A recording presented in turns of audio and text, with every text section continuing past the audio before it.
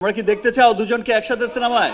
আজ রঙে রঙে রঙিন হব, রঙের হাওয়ায় ভেসে যাব, রঙের দুনিয়ায়।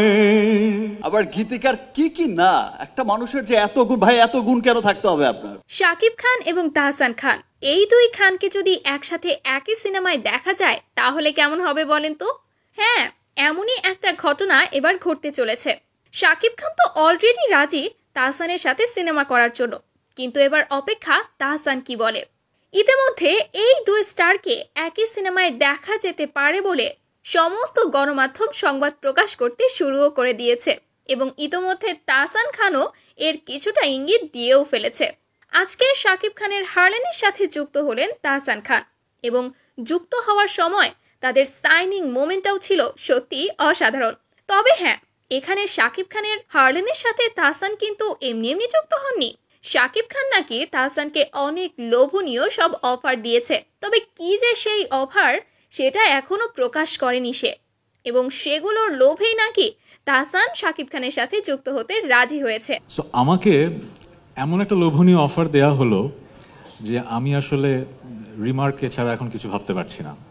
এটা কোনো অর্থনৈতিক অফার না, এতটুকু আমি আপনাকে বলে দিতে পারি।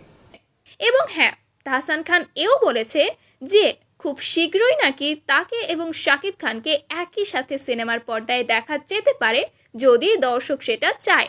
আবার হ্যাঁ, এটাও হতে পারে যে শাকিব খানের নিজের প্রযোজিত সিনেমায় তাহসান খান হবে হিরো এবং গায়ক দুটোই। তোমরা কি দেখতে চাও দুজনকে একসাথে সিনেমায়? এবার তাহসান ভাই যদি চায় তাহলে তো হয়েই গেল।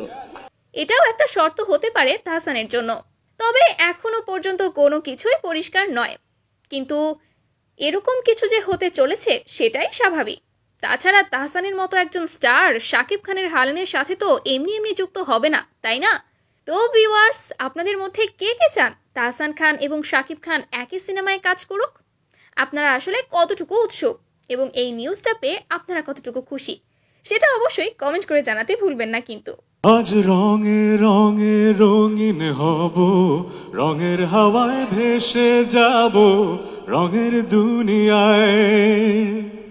ভালোবাসার দুটি প্রাণে রং ছড়াবো স্বপ্ন গানে, রঙের ছোঁয়ায় হারিয়ে যাব শুধু দুজনায়। আজ মন খুশি মন উর্বশী মন উর্মিলা, অবসাদ রঙে মন রাঙিয়ে রঙিলা। ভালোই তো, আমাদের সাংবাদিক ভাই বোনেরা তো ভালো গান গান। Thank you thank you thank you thank you. আমি গান গাইলাম, এখন সাকিব ভাইকে তো একটা ডায়লগ দিতে হবে।